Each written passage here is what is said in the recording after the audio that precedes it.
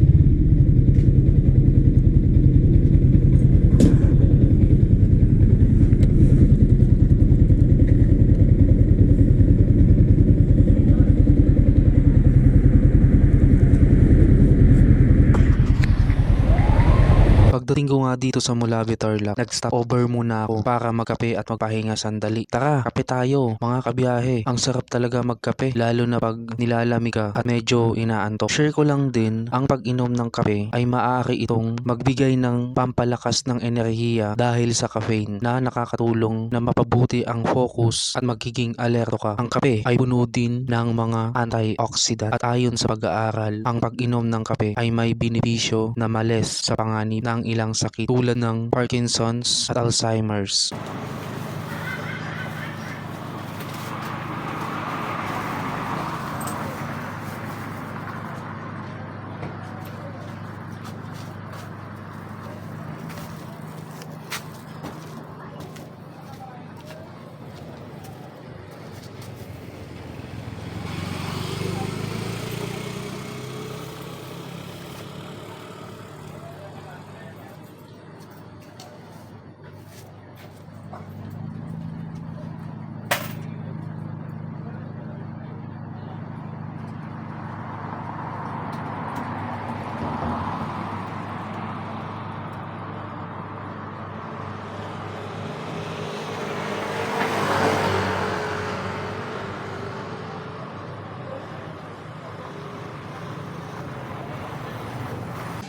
Who's that Pokemon?